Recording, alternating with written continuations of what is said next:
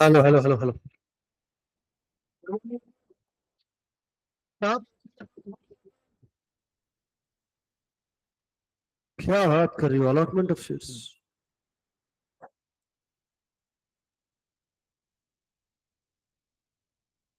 ये है ना अलॉटमेंट ऑफ शेयर्स?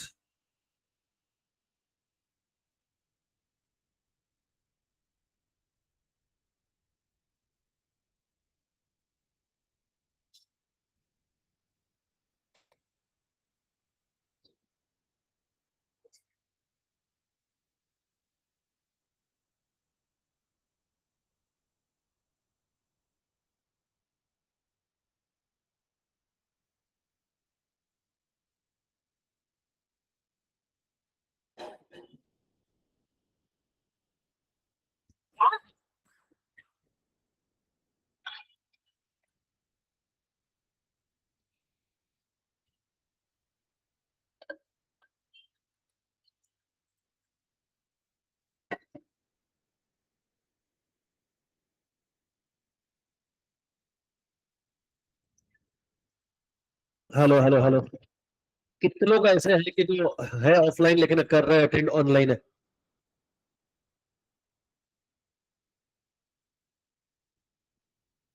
स्वरा, सागरिका, साइली,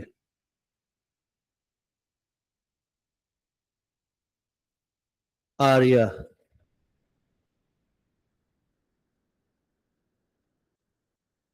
स्वरा, सागरिका, साइली, आर्या। बड़ा नेम तो ऑनलाइन है।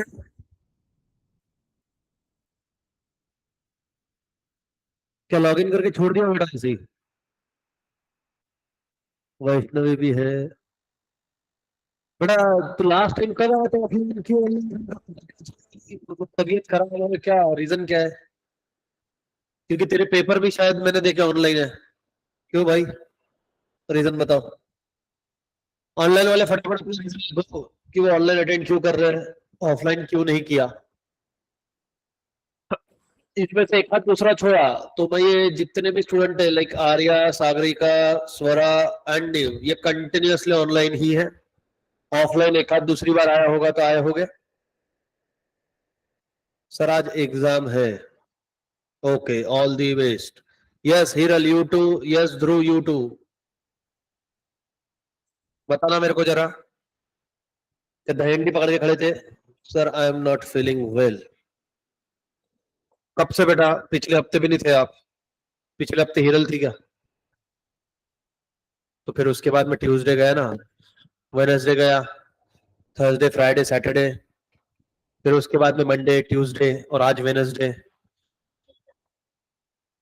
पूरा वीक थी। क्योंकि मैं भी तो पूरा वीक था ना। मैं वेडनेसडे को आ गया था लास्ट वीक। सीधा पदार्पण ही यहाँ पे किया मैं तो।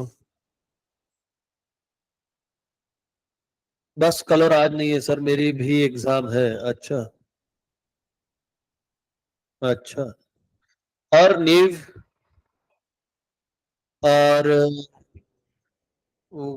सागरिका। सर मैं भुगाव रहती हूँ, मेरा ट्रैवलिंग का इशू होता है। अच्छा। भूगा, हाँ भूगाव चांदनी चौक से आगे ना। हाँ गया हूँ मैं एक दो बार। वो सर की रेस्टोरेंट गए थे उधर। सर रीजन डाला है, ऊपर चला गया मैसेज। अच्छा। सर मैं होम टाउन में था लास्ट पेपर के समय। अबे तो उसके बाद में तो ये हफ्ते कहाँ है? इस बार तो पुणे में है ना। अरे हेलमेट की वजह से लफड़ा हो गया रे। चल छोड़, जान दे, अपने ऐसी स्टाइल रखेंगे आज। क्यूट वाला, हाँ। Allotment of share. तो तुमसे दिक्कत में मेरे सिर पे बाल है, मेरे को दिक्कत नहीं। कॉलेज पेपर सॉल्विंग है, अकाउंट की चालू। कुछ भी। अभी से किस बात का पेपर सॉल्विंग ले रही है? सिलेबस के बाद में होता पेपर सॉल्विंग। चल, मेरे को क्या, तुम्हारा नुकसान है। अब देखो बाबा, सीधी सी बात, अलॉटमेंट ऑफ शेयर्स। मेरे सिंपल। ठीक है। हाँ, कॉलेज में एडमिशन लेना है तो कॉलेज। सच्ची सच्ची बताओ, मैनेजमेंट कोटा से ट्राई किया किसी कॉलेज में एडमिशन लेने के लिए? अगर किसी फैमिली मेंबर ने? जब भी आप अगर मैनेजमेंट कोटा से लेने के लिए ट्राई करते हो तो वो सामने वाला आपको एक क्वेश्चन पूछता है। फॉर एग्जांपल तो मेरे पास है कि सर जुगाड़ से एडमिशन करवा दो, मैं पहले बोलूंगा क्या आपने उस कॉलेज के अंदर में एप्लीकेशन फॉर्म भरा है?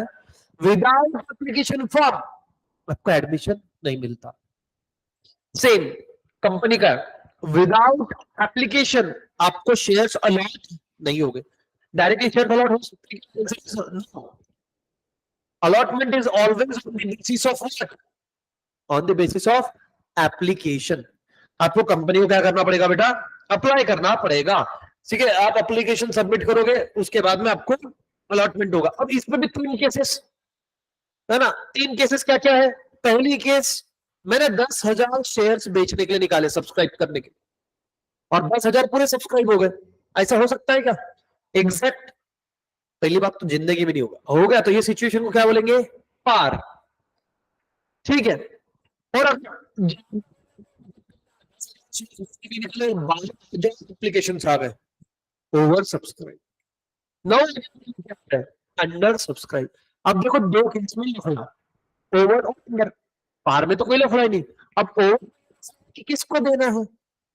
क्योंकि 2,000 लोगों को पड़ेगा, सीधी सी बात है। और अंडर सब्सक्रिप्शन में अब बच्चे भी तो कैसे करना है, ये वाला लफड़ा है। तो आप देखोगे कि कौन से बेसिस पे आप अलॉटमेंट करोगे।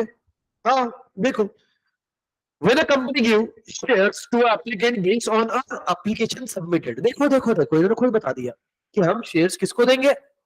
शेयर अलॉटमेंट करेंगे, लेकिन कब करेंगे अलॉटमेंट? जब उसने अप्लाई किया है। On the basis of application it is called an allotment of shares. Supreme court as the appropriation out of a previously unappropriated capital of a company of a certain number of shares to a person। तंबूरा कुछ नहीं समझा, ठीक है। What is meant by appropriated and unappropriated?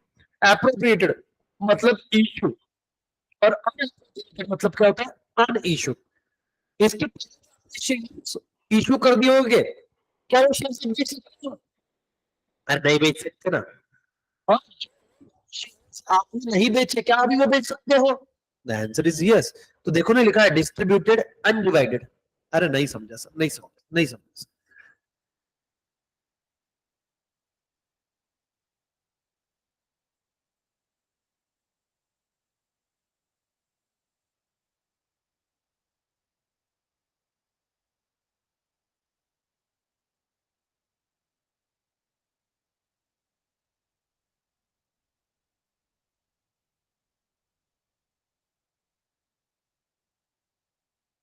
Hello hello.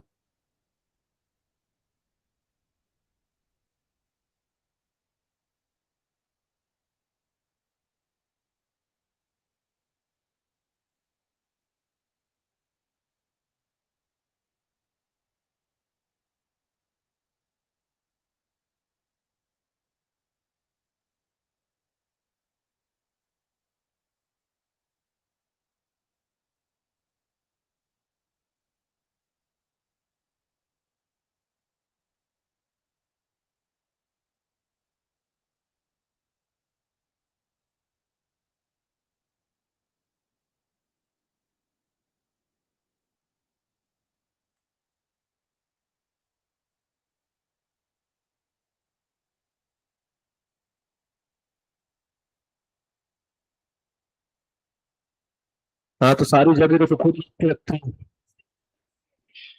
आगे वाला कहाँ बैठेगा? माथे पे तो है। तो ऑलरेडी दूसरों के माथे पे बैठी हुई है।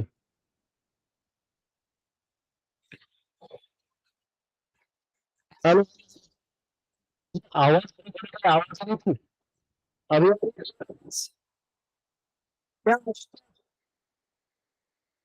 आज भी ये कातरे वालों को थोड़ी सी बारिश आई कि बस के लफड़े हुए कि डायरेक्ट घर बढ़ जाती है। क्रैक हो रही है। ला भाई ला, ला। ऐसा हो रहा है क्या? अब क्या करें? क्या करें? क्या कर सकते? ट्रेन की शक्ल दिख रही है।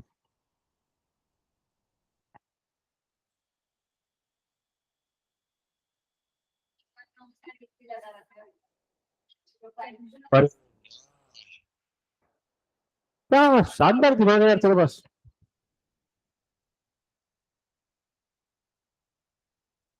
Hello hello. मतलब वो जो लग रहा है क्या? जाकर इनका घर जाकर लेक्चर देखा कर, ऐसा तू भी कुछ बताया कर हमको। वो तो 12th वाले हैं, साथ में सीए वाले बेटा, एक बार का नहीं अटेंड किया तो उनका हो जाएगा बेटा, तू तो भी किया कर बेटा।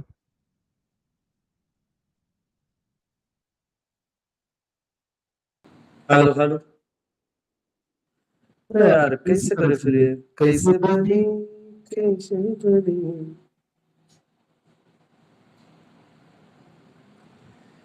क्या क्या जुगाड़ कर सकते हैं।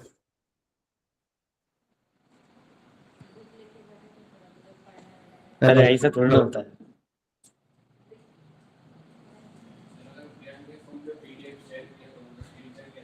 हाँ अब वो वो शेयर शेयर के के बट मैं लिखूंगा लिखूंगा वो ट्रेन ट्रेंड के किस स्टैंड पे पे कैसे कैसे दिखेगा। दिखेगा? थोड़ा थोड़ा सा सा सेंस सेंस होने होने का का नहीं।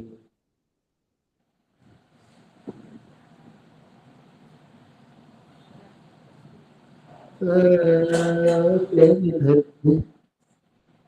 अब इस तरह से क्या निकल यार, वो इसमें नहीं होता, यूट्यूब पे नहीं होता, इधर गूगल में करके आया। एक मिनट रुको। Hello hello hello. हेलो। एक एक मिनट, मिनट मैंने मैंने इधर इधर से से बंद बंद करके करके रखा रखा है, है तो तो फिर फिर एक्सपेरिमेंट एक्सपेरिमेंट कर कर रहा रहा हूँ, हूँ। बताओ बताओ मुझे मुझे कैसे कैसे चल चल रहा रहा है। है। Hello hello. अभी देखो थोड़ा famous. Hello hello hello hello. Hello sir, आपने नया अकाउंट बनाओ मोबाइल में, फिर उसे यूज करो मैडम। प्रॉब्लम ये है कि जो आदमी जिस अकाउंट से बात करता है उसी का थोबड़ा दिखा रहे हैं ये लोग, ऐसा बोल रहे हैं। तो अगर मैंने वो नया अकाउंट भी बनाया ना, तो वो सिर्फ वही दिखाएगा जो मैं ये लिखूंगा स्क्रीन पे, वो नहीं दिख रहा उसके अंदर में रिकॉर्डिंग में, ऐसा इनका बोलना। क्या आपने वो चेक किया रिकॉर्डिंग कभी, पहले के लेक्चर?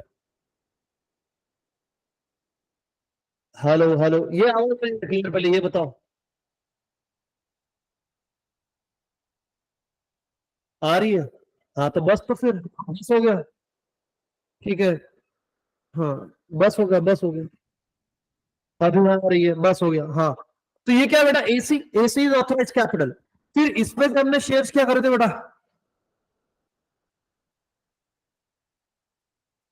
इशू, अन इशू, फिर वो था सब्सक्राइब, अनसब्सक्राइब वाला। अब ये इशू कर दिए, मतलब ये कौन सा हो गया? एप्रोप्रिएटेड। और ये कौन सा हो गया बेटा? समझ में आ रहा है क्या? अब मतलब मेरे को भविष्य में ऐसे रेस करने हैं, तो मैं कहां से रेस कर सकता हूँ? अनएप्रोप्रिएटेड में से, क्योंकि अप्रोप्रिएटेड मैंने ऑलरेडी इशू कर दिए हैं। ठीक है ना, ये ऑलरेडी डिस्ट्रीब्यूट कर दिया है, ये अभी तक के डिस्ट्रीब्यूट नहीं हुआ। समझ में आएगा? चलो। The definition allotment of share means allocating, allocating मतलब क्या, देना certain number of shares by the board of directors out of a previously unallocated capital of a company to a person who has applied for the share. The company issue prospectus and application form. ठीक है, मैंने आपको समझाया था prospectus क्या होता है। अभी prospectus मतलब क्या होता है, कौन बताएगा? सारी डिटेल थी जिसके बेसिस पे मैं कंपनी में क्या इन्वेस्टमेंट, और उसी के अंदर में लास्ट में एक फॉर्म है, कौन सा फॉर्म? एप्लीकेशन फॉर्म, जिसके बेसिस पे आप अप्लाई करोगे। Applicant fills the form and submit it with application money to the company's banker. The board of director approve the acceptance of such application in the board meeting by passing a resolution. ठीक है, वो resolution pass करेंगे यहाँ पे कि किसको share देने हैं, किसको नहीं। सर ये कौन डिसाइड करता है? Board of directors.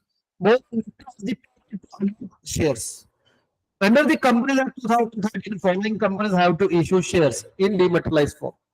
नीचे दी हुई कंपनी को डीमैटेरियलाइज में शेयर्स इशू करना कंपलसरी। कौन सी कंपनी? ऐसी कंपनी जो पब्लिक ऑफर लेके आई है 10 करोड़ से ज्यादा का, है ना, ऐसी कंपनी जो अनलिस्टेड है, मतलब उसको स्टॉक एक्सचेंज पे लिस्ट होना पड़ेगा। सर्च other class of company as may be prescribe, इसके अंदर में सब कुछ आ जाता जो बचा खुचा है वो। Any other company can issue shares in any form. Any form मतलब कौन सी कंपनी की बात कर रही है? प्राइवेट कंपनी की। प्राइवेट कंपनी चाहे जैसे इशू करे। आपने अगर फिजिकल में भी किया तो कोई दिक्कत नहीं है, हमको इलेक्ट्रॉनिक में भी किया तो कोई दिक्कत नहीं है, बट ये जो 3 कंपनीज है इसको एक्सक्लूसिवली किसके अंदर में इशू करना पड़ेगा? डीमैट फॉर्म में। Also, the company is not freedom to convert its shares into dematerialized form at any point of time. Companies issuing shares in dematerialized form has to comply with the provision of Companies Act 1996 and regulations issued thereunder. ये आपके काम का नहीं है वैसे, ये अगर नहीं भी लिखा तो कोई दिक्कत नहीं है, ये वाला यहां से भी है ना, ये आपको आएगा भी नहीं वैसे। हाँ, provision of correction for allotment, मेरे को अलॉटमेंट के लिए कोई प्रोविजंस फॉलो करनी है क्या? जी हाँ, किसकी फॉलो करनी है? सेबी। सेबी क्या बोलता है? दो प्रोविजन, एक स्टैट्यूटरी एक जनरल। स्टैट्यूटरी मतलब कौन सी होती है? जो एक्ट में लिखा है। जनरल मतलब क्या? करना है करो, नहीं करना है मत करो, ठीक है। अब देखो स्टैट्यूटरी प्रोविजन क्या है? This are a provision laid down by the companies act. पहला, अगर आपको शेयर इशू करने उसके पहले सबसे पहले आपको क्या करना पड़ेगा? प्रोस्पेक्टस। अब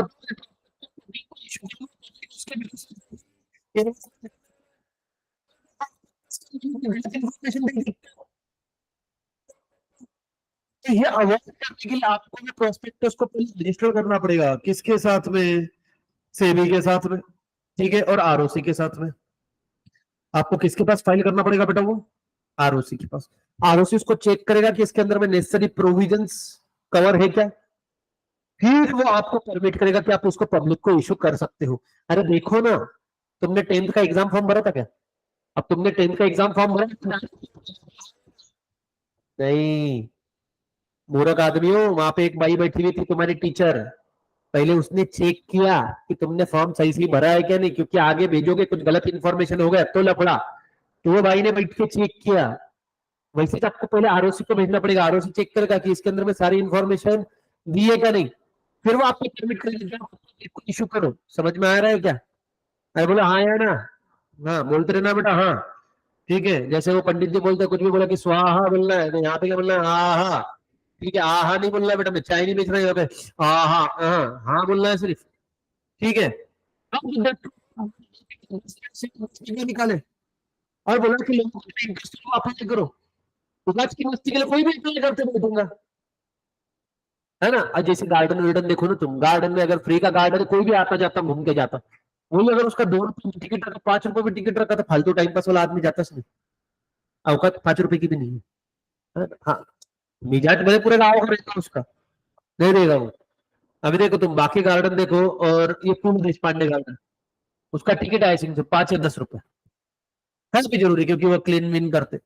उधर डिसेंट रहता है ना? हाँ, वो इधर उधर वालों को अगर किधर अपनी आइटम को लेकर जाए उधर जाते हो, क्योंकि उधर कोई फालतू का क्राउड आता नहीं ना, फिर तो फिल्टर खर्चत नहीं करता हूँ। ना तो तुम बाकी भसन देखो ना तुम, सारे अपन बैठे कितने दर्शन पीछे से निकलते लोग, क्यों मायना, किधर से निकल रही है ना, एप्लीकेशन में नहीं। तो ऐसे कोई भी अप्लाई कर देगा, तो ये लोग नहीं। अब मान लो 10 तो ये लोग application पड़ेंगे। It means you are actually interested person. समझ में आ रहा है क्या? जैसे आप कॉलेज को अप्लाई करते हो, एप्लीकेशन पे जब आपका सीट लगती है बोलते हैं कि नहीं अभी सर्टन फीस भर के अपनी सीट क्या करो, रिजर्व कर दो, अदरवाइज हम किसी और को दे देंगे। मतलब इसका मतलब आप इंटरेस्टेड हो, अदरवाइज आप कैसे कोई भी अप्लाई करके रखेंगे। करते क्यों लोग 4-4 कॉलेज में? अब वो अगर सर ने समझाया होगा ना, सर ने कि क्या होता है 10th के बाद में अगर आपने जो जो कॉलेज के अंदर में अप्लाई किया है, जिस सीक्वेंस में अप्लाई किया उसी सीक्वेंस में एडमिशन लेना पड़ेगा। फिर उसी सीक्वेंस में एडमिशन, मतलब मान लो तुमने गलती से पहला प्रीफरेंस एमएमसीसी रखा और दूसरा प्रीफरेंस बीएमसीसी रखा, और तुम्हारा एमएमसीसी और बीएमसीसी में दोनों में नंबर लगा, तो तुमको एडमिशन कहाँ लेनी पड़ेगी? एमएम में। पहला लिस्ट में जिसका नाम आएगा उसका लेना पड़ेगा, अदरवाइज तुमको एडमिशन नहीं मिलेगा। फिर आपको एडमिशन कब मिलेगा? सब लिस्ट खत्म होने के बाद में, सारी लिस्ट क्लोज हो जाएगी ना, उसके बाद में मिलेगा, अगर बचा तो, है ना। क्या बोल रहे हैं कि अगर आप कंपनी को अप्लाई कर रहे हो तो उसके ऊपर में आपको सर्टेन अमाउंट करना पड़ेगा, डिपेंड अपॉन कंपनी कि वो कितना मांगती है। तो कम से कम 5% ऑफ इश्यू प्राइस। अब मान लो 10 रुपए का शेयर है, उसका 5% कितना होता? अरे 5% कितना होता? 50 पैसे। है ना, तो ये 1 रुपया भी मांग सकती है क्या? तो मांग सकती है। 1 रुपया कोई बड़ी बात है क्या? नहीं। तो उतना एप्लीकेशन पे आपको भरना पड़ेगा। सर ये पैसा कहाँ पे जाएगा? कॉमन सेंस है, कंपनी क्या करती है, दिमाग को तकलीफ नहीं होना चाहिए इसलिए एक सेपरेट अकाउंट बना के रखती है। क्यों? क्योंकि इस सेपरेट अकाउंट में जो ट्रांजेक्शन हो रहा है वो इशू से रिलेटेड है। अब मेरे 2 अकाउंट है, ठीक है, एक मेरा पर्सनल अकाउंट है, एक मेरा क्लास से रिलेटेड अकाउंट है। क्योंकि क्या होता था, किधर से पैसा आ रहा जा रहा मेरे को समझता ही नहीं था, सब कंफ्यूज हो रहा है। तो मैंने क्लास का सेपरेट बना। अब मेरे को समझता है उसमें जो आ रहा है वो क्लास से आया, इधर से जो जा रहा है वो क्लास का गया, तो मेरे को वो बाइफर्केशन ईजी हो गया। तो एक सेपरेट बैंक अकाउंट बनाएंगे, ठीक है, उसके अंदर वो पैसा आएगा जाएगा। The Companies Act state that along with the application form, the applicant has to pay minimum कितना बेटा? 5%। अभी समझा क्या? 5% of nominal amount of share और such other amount as specified by SEBI. या तो सेबी ने जो बोला होगा वो, या तो 5%। अभी सेबी कितना बोला होगा? 5%। ठीक है। SEBI has specified the application money to be a minimum 25% of nominal amount. SEBI ने स्पेसिफाई किया जी हाँ, कितना? 25% of nominal amount. The application money is to be paid to the bank specified by the bank, specified by the company. अभी कितना specify किया हुआ? 25%। 25% मतलब कितना हुआ? 2.5 रुपए। 10 रुपए का शेयर है, 25% कितना होता है? 2.5 रुपए। तो आपको 2.5 रुपए भरने पड़ेंगे। चलो, मिनिमम सब्सक्रिप्शन। ये बोलता है कंपनी को, तुम्हारे को सर, बीच बीच में आवाज बहुत ब्रेक हो रही है, सबको इशू आ रहा है बेटा?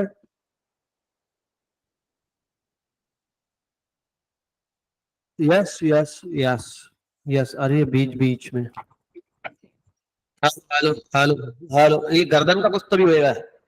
ऐसे गर्दन रखोगे, ऐसे गर्दन रख, ऐसे ऐसे।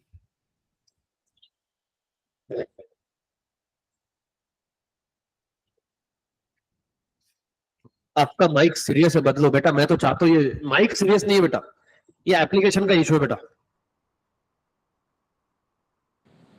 इसका माइक के साथ में कोई संबंध नहीं, क्योंकि बेटा यूट्यूब जब लेते तब सही चलता ही है।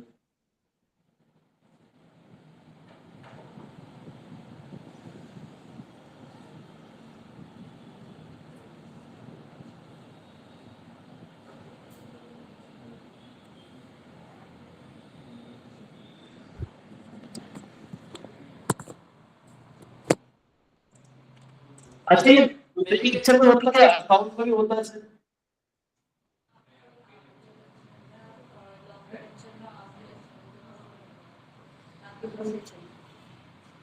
ऐसे क्यों? मुझे बात करनी पड़ती है क्या? हेलो, ऐसा क्यों होता है? रुको, मैं थोड़ा धीरे देखे देखते हैं वो लेक्चर।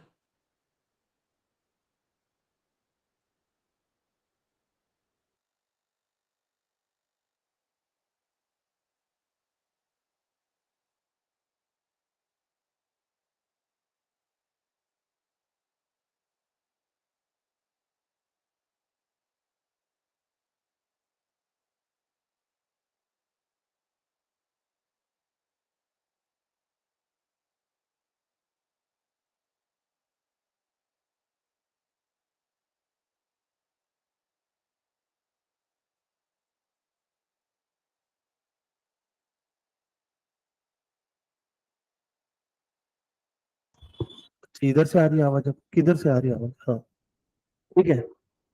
तो अभी कंपनी शेयर इशू करने गई, तो सेबी ने बोला भैया तेरे को इतना भरोसा है खुद पे कि तू 10,000 शेयर बेचने जा रहा है तो लोग लेंगे? कंपनी ने बोला हाँ 10,000 लेंगे। कम है ना? तो उस केस में सेबी ने बोला चल तेरे को एक चैलेंज दिया, एट लीस्ट कितने लोगों ने अप्लाई करना चाहिए तेरे शेयर्स के लिए? 90%। कितने? अगर ये 90% लोगों ने सब्सक्राइब कर लिया तो तू करना। सर कितने दिन में? कब से?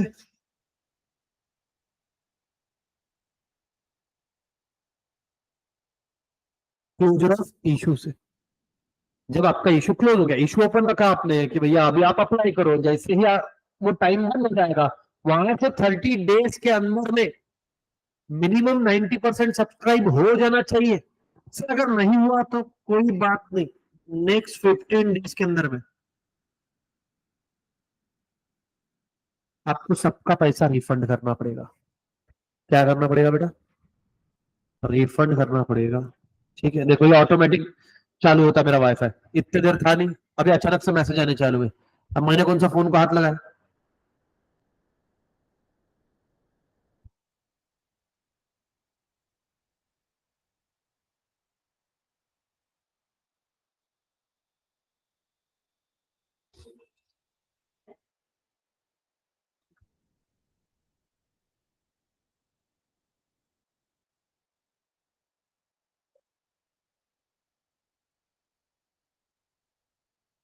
क्या भंगा रे। हाँ, 15 दिन के अंदर तुमको कर देना पड़ेगा। अब देखो, चलो आओ करते हैं आगे। देखिए, minimum subscription is the minimum amount of shares that must be taken or brought by the subscriber. The amount is mention in the prospectus. It must be collected within how many days? 30 days. क्या बोला है बेटा? Minimum amount of class. ये कौन सा बोल रहा है बेटा? वो एप्लीकेशन अमाउंट। किसकी बात कर रहे हैं वो? Application amount. प्रोस्पेक्टस। अब इससे बताया मैंने, बताया सबको सेव ही। देखो, सेव ने बताया क्या बोला? 90% सब्सक्राइब होना चाहिए। Stated minimum subscription should be issue का कितना? 90%। Even when company does not collect minimum subscription, it means its issue has been under subscribed. The number of shares applied for is less than under subscribe। समझ आएगा आपको? ठीक है। If minimum subscription is not collected within a specified time, 90% subscription नहीं आया, तो amount received on application should be returned to the subscriber within how many days? क्या लिखा है बेटा? Of what? क्या लिखा बेटा अपन ने? 30 डेज लिख दिया गलती से। नहीं, ये क्या? 30 सब्सक्राइब है ना, वो इधर जाना चाहिए ऐसे आइडियली, मतलब कंफ्यूजन नहीं होता। हाँ, 30 डेज में क्या चाहिए था? वो सब्सक्राइब। अगर सब्सक्राइब नहीं हुआ 30 डेज के अंदर में 90%, तो क्या होगा? 15 डेज के अंदर में रिफंड। कब से? जब से क्लोजर था तब से। फिर फिर ठीक है, क्लोजिंग ऑफ सब्सक्रिप्शन लिस्ट। अब जिन लोगों को हमने शेयर्स अलॉट करे वो कब मालूम पड़ेंगे? क्लोजर पे मालूम पड़ेंगे। As per SEBI the subscription list must be kept open for at least 3 working days and 10 working days maximum. मतलब क्या हुआ? अभी कल ही एक कंपनी का आईपीओ आया, उनका डेज कितने दिन ओपन था? तो 27 तारीख से आया। कल 27 थी ना, कल आया था मैसेज मेरे को। तो वो 27 से 29 ओपन था। तो गिनो कितने दिन हुए? 27, 28, 29, 3 दिन ओपन था। ठीक है, अब वो कितने दिन से कितने दिन ओपन रखता है? Minimum 3, maximum 10 days. तो इन्होंने कितना दिया? 3 दिन। आप 5 दिन में ले सकते हो। कभी आपको लगा कि भरोसा नहीं है, लोगों को ज्यादा टाइम लगेगा, तो मैं थोड़ा ज्यादा टाइम बोल सकता हूँ, 5 दिन, 7 दिन, मैक्सिमम कितना? 10 दिन। तो आपको इशू कितने से कितना ओपन रखना है? 5 से 10 ओपन रखना है। Basis of allotment. सर कौन से बेसिस पे आपने अलॉटमेंट किया है? Allotment will be as per a minimum application size as fixed by the company. ठीक है, कौन से बेसिस पे आपने एप्लीकेशन एक्सेप्ट किया वो बताना पड़ेगा। Over subscription. अगर ओवर सब्सक्रिप्शन हुआ तो क्या? तो देखिए, over subscription means application received for shares are more than number of shares offer. आपने कितने शेयर्स ऑफर करे थे बेटा? एप्लीकेशन कितने के आ गए? अरे बताया था ना। अब 12,000 लोगों के एप्लीकेशन आ गए, मतलब 2,000 ज्यादा है। उस केस में क्या? SEBI does not allow any allotment in excess of security offer through offer document और प्रॉस्पेक्टस। अगर कुछ स्पेशल सर्कमस्टेंसेस में how may permit allot not more than 10% of the net offer. कुछ स्पेशल सर्कमस्टेंसेस में हम आपको 10% अलाउड करेंगे। 10% ऑफ व्हाट? दिस। इसका 10% कितना हुआ? तो ओवर सब्सक्रिप्शन में ये 12 है, तो हम और कितना मैक्सिमम दे सकेंगे? 11,000 टोटल में। हाँ, 10,000 पहले के और 1,000 अभी के, तो कितना हो गया बेटा? 11। Permission to stock exchange. मेरे को एक बात बताओ, आप शेयर्स बेच रहे हो, शेयर्स खरीदूंगा, इसको बेचूंगा कहाँ पे? शेयर को कहाँ खरीदते बेचते बेटा? स्टॉक एक्सचेंज पे। तो उनकी परमिशन लेना पड़ेगा ना, कि मैं आपके स्टॉक एक्सचेंज पे अपने शेयर लिस्ट करता हूँ, ताकि उसमें परमिशन लेके आप खरीदी बेचनी कर सकते। ठीक है। Appointment of manager to the issue and various other agency. Sir मतलब क्या हुआ? एक बात बता, कॉमन सेंस। मेरी कंपनी है, कंपनी का नेम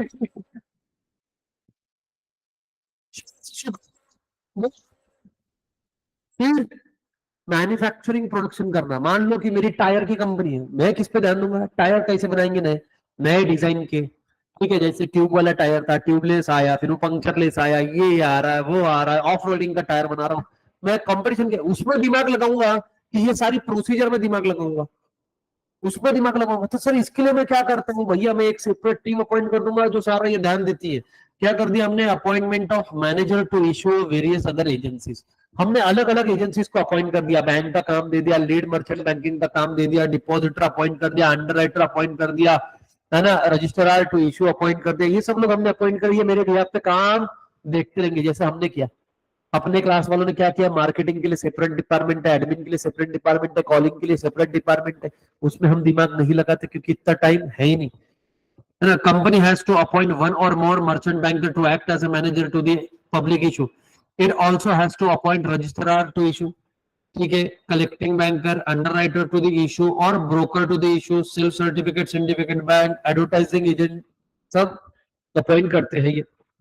देन आठ, पहले 8 पॉइंट क्या थे बेटा, स्टैट्यूटरी। चलो फटाक से ये स्टैट्यूटरी सारे पढ़ो। आपको पूछेगा जिंदगी में नहीं, बट पूछा तो स्टैट्यूटरी कंडीशन पूछेगा, जनरल का उसको लेना देना नहीं है।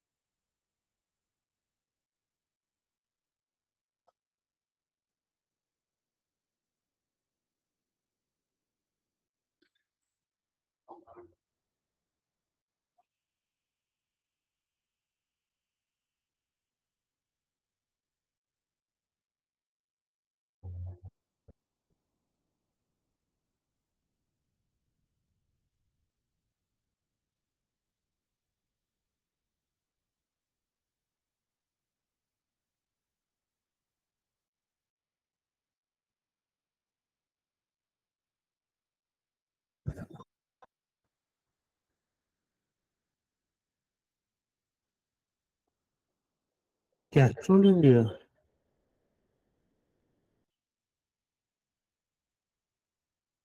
ओ भाई।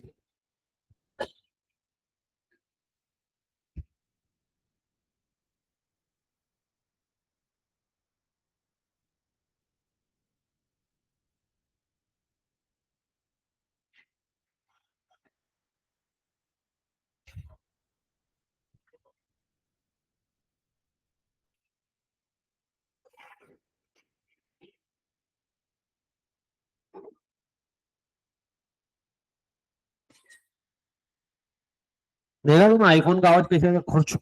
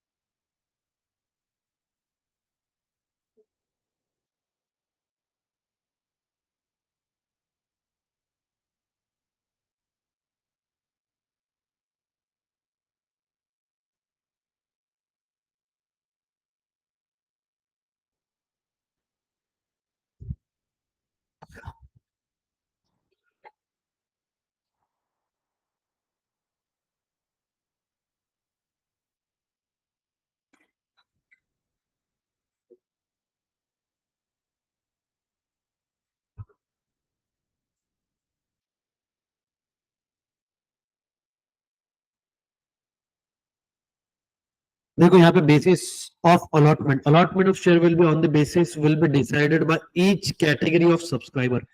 अभी यहाँ पे कैटेगरी ऑफ सब्सक्राइबर मतलब क्या है, यहाँ पर सिर्फ ऐसा है क्या कि इंडिविजुअल पर्सन ही आपकी कंपनी के अंदर में अप्लाई करेंगे?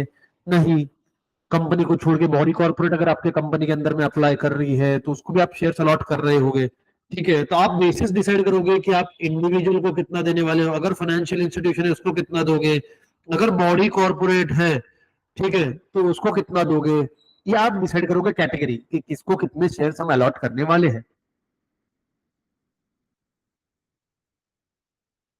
जैसे ऑटो पॉइंट पड़ गए।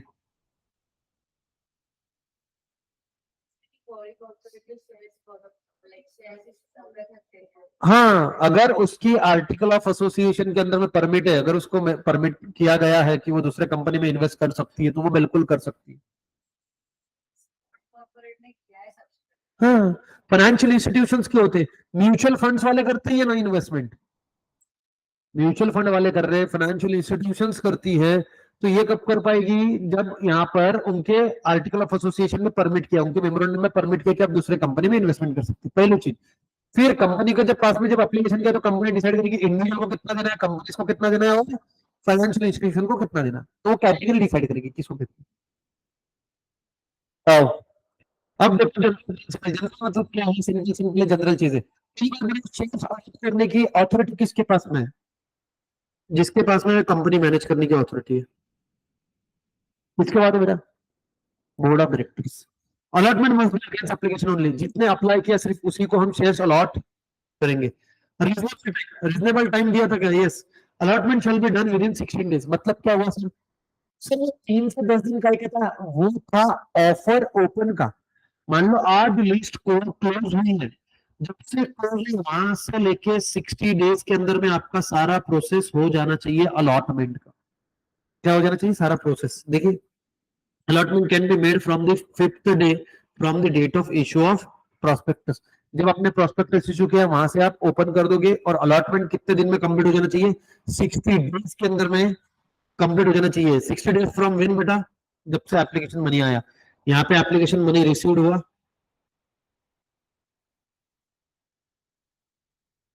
वहां से 60 डेज के अंदर में आपका क्या हो जाना चाहिए? समझ में आया क्या?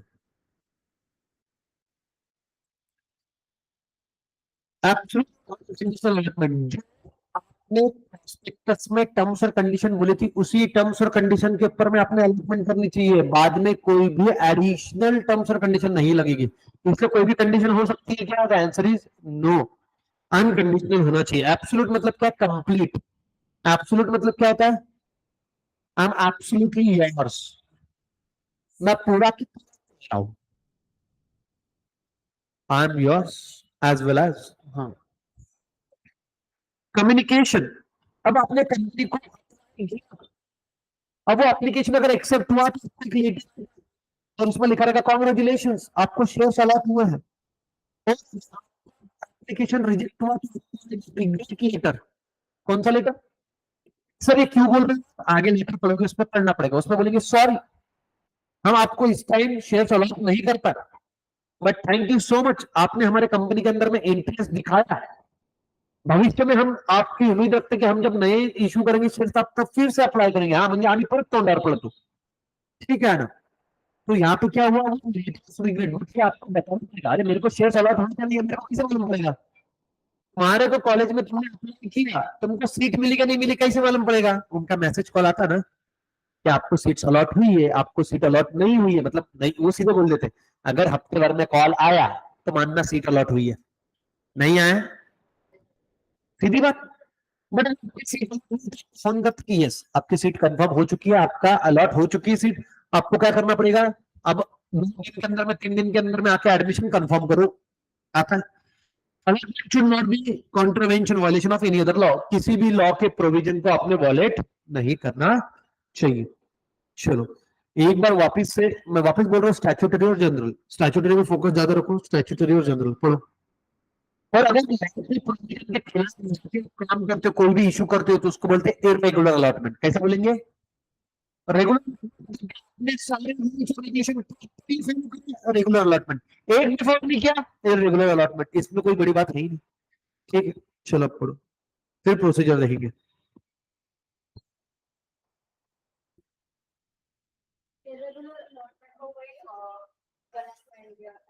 नहीं नहीं, अलॉटमेंट ही नहीं हो सकता, वो डायरेक्ट कैंसिल, ऐसे शेयर्स आप अलॉट ही नहीं कर सकते। हाँ, पुष्पा कह रहा है, ये चंपा क्यों नहीं, तो मुझको लगे पतली क्यों?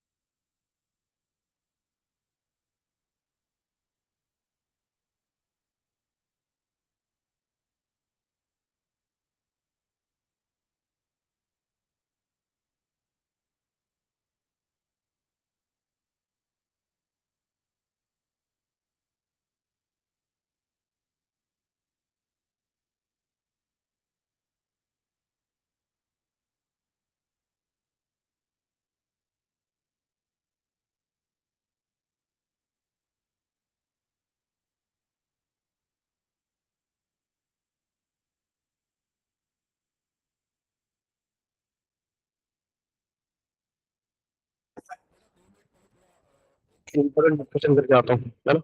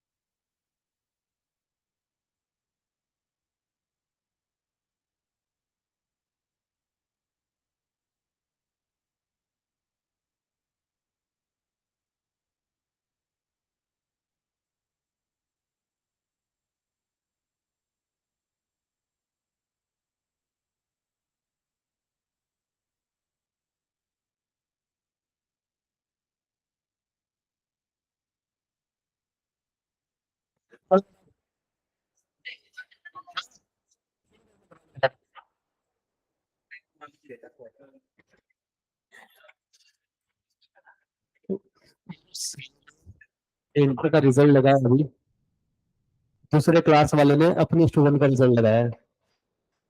गरीबों के पास में खुद का रिजल्ट नहीं है, बताओ क्या हालत पे चल रही है लोग। तो वही इसको रखती है और उसके पहले पहचान का इसलिए बोल रहे हैं। अब मालूम पड़ जाएगा, वेट फॉर द वीडियो। नहीं नहीं नहीं, अरे उनकी वो सीन लेती नहीं है ना, सीन लेने नहीं, उनके बस की बात नहीं है वो।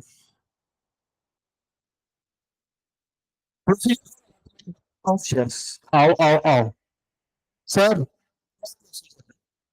पहला क्वेश्चन ये इंडिया से, क्या ये क्वेश्चन एग्जाम में पूछा जाता तो आपको जान के खुशी होगी?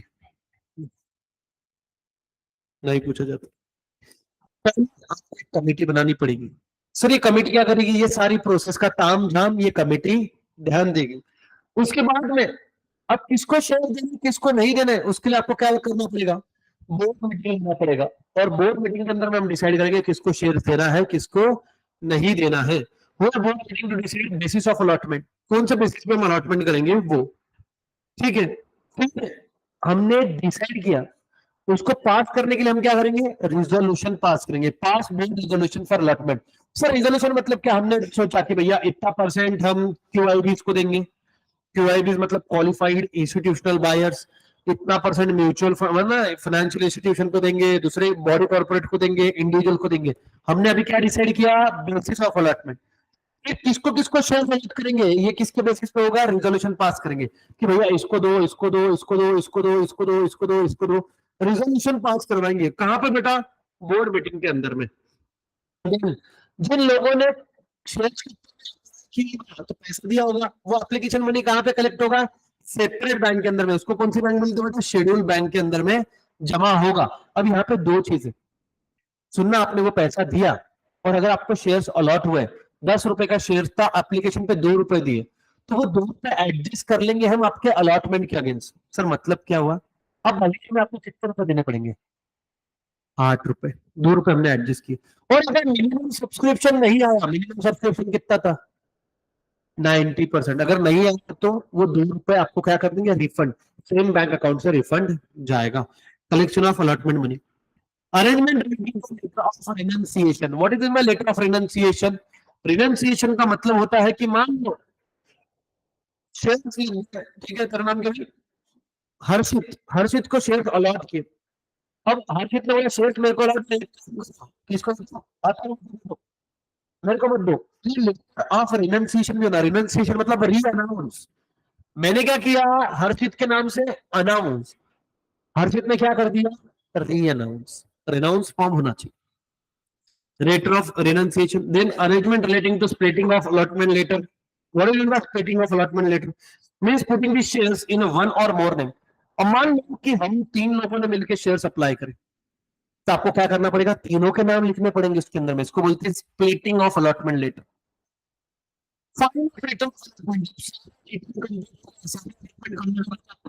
को बताना कि आपने किस किस पर्सन को शेयर दिए, तो उनकी लिस्ट प्रिपेयर करनी पड़ेगी। किसकी? लिस्ट ऑफ अलॉटीज, जिनको आपने शेयर दिए, कितने शेयर दिए, वो लिस्ट आपको भेजनी पड़ेगी किसके पास?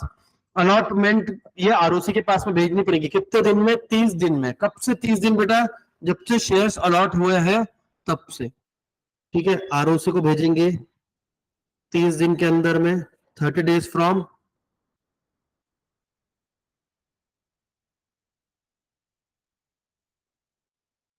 allotment, 30 days from allotment. Prepare register of member and issue certificate. ठीक है, prepare register of member and issue share certificate.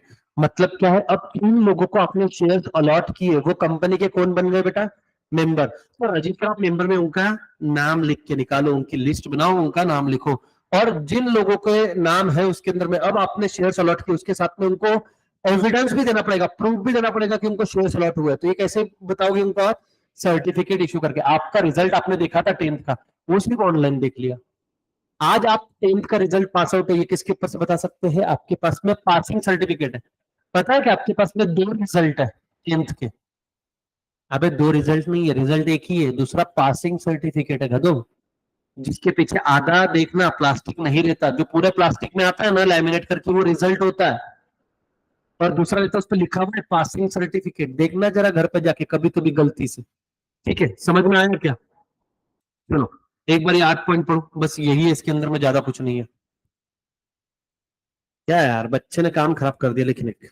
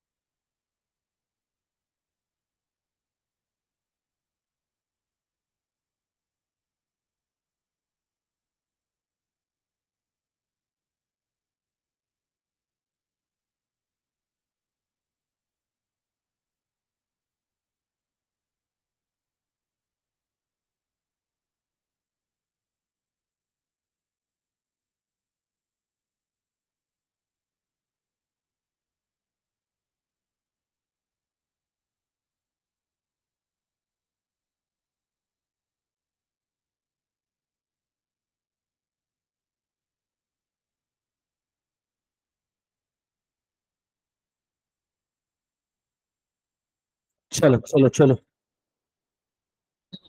Simple सी बात है, इसके अंदर में इतना कंटेंट इंपॉर्टेंट नहीं है, इसके अंदर में इंपॉर्टेंट क्या क्या है, ठीक है। अब देखो यहाँ पे पहला पहला क्या है, हम अकेले काम करेंगे क्या, नहीं, तो हम क्या करेंगे, अपॉइंटमेंट, किसका अपॉइंटमेंट बेटा, कमेटी का अपॉइंटमेंट ऑफ व्हाट बेटा, अलॉटमेंट कमेटी, क्योंकि हमको शेयर्स अलॉटमेंट करना है, उसके लिए हम कमेटी बना रहे हैं। फिर बाद में हमको बोर्ड मीटिंग लेनी पड़ेगी, बोर्ड मीटिंग के अंदर में क्या देखेंगे हम, कि हम कौन से बेसिस पे अलॉटमेंट लाएंगे।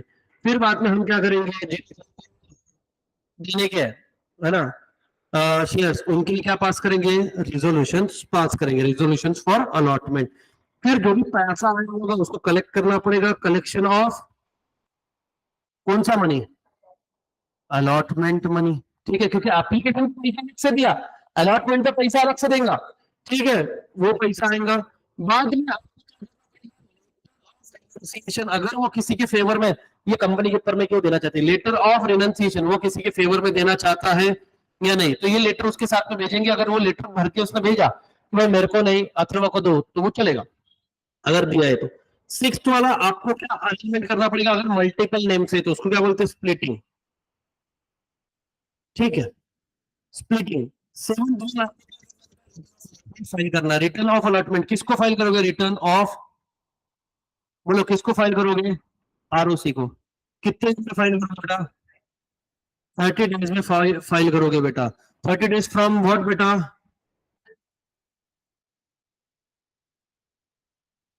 ठीक है, 30 days from allotment. Eighth one, share certificate. अब लास्ट में आपको क्या करना पड़ेगा, उनको सर्टिफिकेट इशू करना पड़ेगा, ठीक है, ध्यान में आएगा। प्रोसीजर के अंदर में कभी भी कंटेंट एग्जैक्ट नहीं होता, प्रोसीजर सिर्फ नॉर्मल प्रोसीजर रहती है, प्रूफ लिखनी पड़ती है।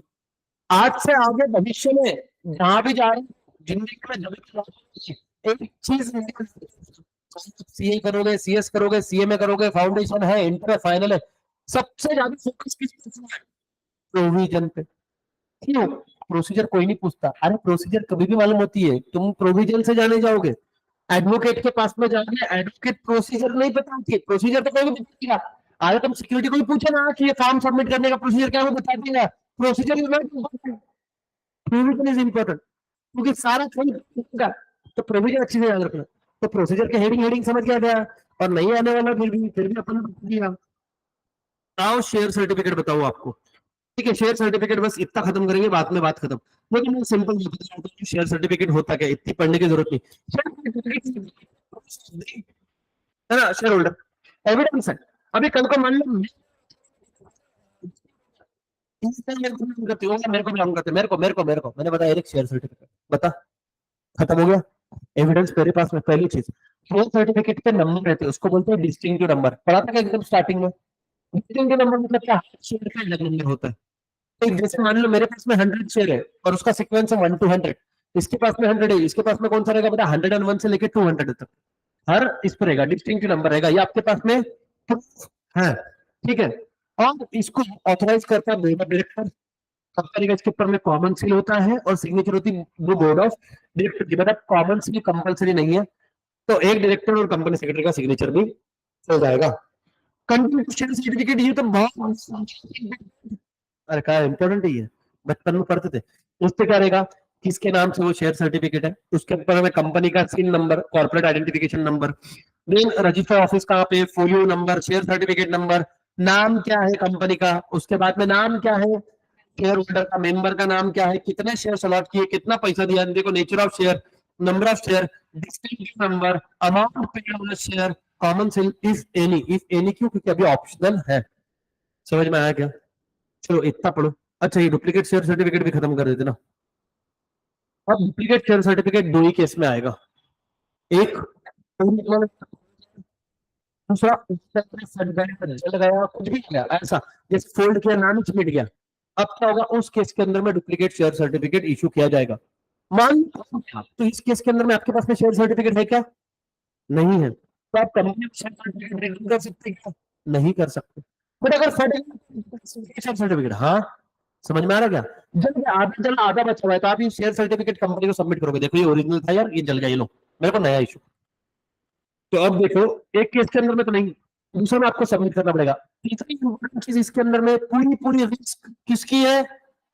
शेयर की है। डुप्लीकेट इशू कर, अगर मैंने कोई फ्रॉड किया, करने की कोशिश कर रहा हूँ, डुप्लीकेट शेयर सर्टिफिकेट ओरिजिनल पे मेरे पास में ऐसा अगर करने की कोई कोशिश किया, उसकी पूरी जिम्मेदारी मेंबर की रहने वाली है।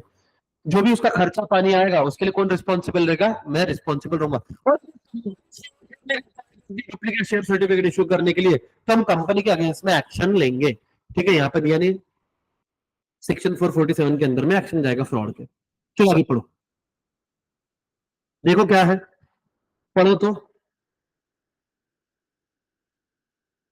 वही है क्या। और कभी भी देखो ये आंसर लिख रहे हैं इन्होंने, ये आंसर दिख रहा है तुमको, पैराग्राफ फॉर्म में लिखा है, कुछ नहीं करना है तुमको। देखो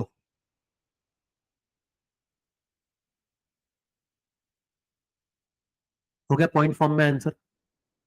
लिखते टाइम पॉइंट फॉर्म ज्यादा अच्छा लगता है पैराग्राफ से। समझ में आ रहा है क्या? सर क्यों? अरे मार्क देने को भी इजी रहता। तुमने कितने पैराग्राफ लिखे ये मैं गिन नहीं सकता, बट तुमने 4 पॉइंट लिखे। अब तुमको समझ, देखो इससे समझ, चार, इससे क्या समझ में आया तुम्हारी? सच्ची सच्ची बताओ, कुछ समझ में आ रहा है क्या? नहीं। तो अगर मैं चेक करूंगा, मैं कैसे मार्क देगा? पूरा समझ में आ रहा है क्या? वही अगर तुमने पॉइंट में लिखा, मैं कैसे मार्क्स देगा? अच्छा ठीक है, 3.5 या 4, 3.5 तो पकड़ के ही चलो तुम। तुम्हारा कितने मार्क का फायदा हो रहा है? 1 से 1.5 मार्क का फायदा हो रहा है। अगर 2.5 देता तो तुम्हारा 1 मार्क ऑलरेडी सरप्लस में, जस्ट बिकॉज ऑफ अपने वो आंसर पॉइंट में लिखा। क्योंकि जो मॉडल आंसर आता है ना वो पॉइंट में आता है।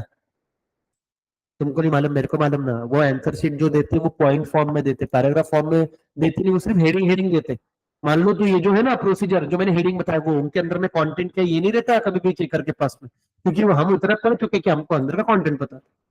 लो शेयर सर्टिफिकेट पढ़ो। आयशा समझ में आ गया यहाँ तक? आयशा, आस्था, नीव, और कौन कौन है? स्वस्थ का, मुजम्मिल का तो आ गया। चलो बढ़िया,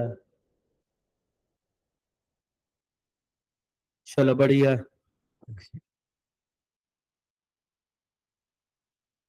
तुम्हारे को आज भी बोर्ड का एक डिफरेंस, दो डिफरेंस बता के रखता हूं, जिसमें से एक आएगा, एक शेयर डिबेंचर या तो इक्विटी शेयर प्रेफरेंस शेयर, बस कर लेना। 5 मार्क फ्री में मिल गए तुमको। मेरे साले फ्री में, लिखना तो हमको ही पड़ेगा ना, तो क्या फिर क्या मैं लिखूं क्या? देखो मैं, अगर तुम पासिंग करते बोले तो मैं 3 लोगों के पेपर लिख सकता हूँ 50-50 मार्क के, 3 घंटे में। ऑब्जेक्टिव जो तुम संभाल लेंगे तो मैं 3 पेपर लिख सकता हूँ। बताओ किसके किसके लिखने? 1-1 लाख रुपए। हाँ तो दीपेश शर्मा खुद आ रहा है, अपना असिस्टेंट थोड़ा ना भेज रहा हूँ मैं। वो तुम देखो, मेरा पेपर लिखने का काम है, पेपर तक यहाँ तक आंसर शीट पहुंचाना तुम्हारा काम है। मेरे को वहां पे अवेलेबल करवाना तुम्हारा काम है कि भैया मेरा हाथ टूटा या बाकी का मत। मेरे को तुम एक बार बस आंसर शीट के साथ बिठाओ, वहां से आधा घंटा मेरा, 1 घंटा मतलब, बस तुम देखो तुम।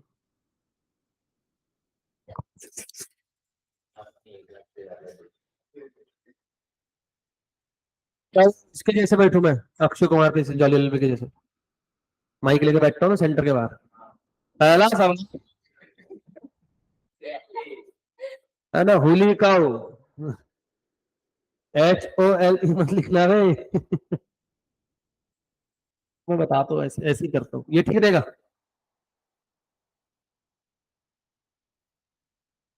चलो डन क्या? डन एक बार। सर मंडे को आप किसी भी बच्चे को मोबाइल, सर मंडे को आप किसी भी बच्चे का मोबाइल ले लेना। क्यों रे, मंडे होता है? नेक्स्ट मंडे की बात कर रही है औरत, नेक्स्ट मंडे का बोल रही है।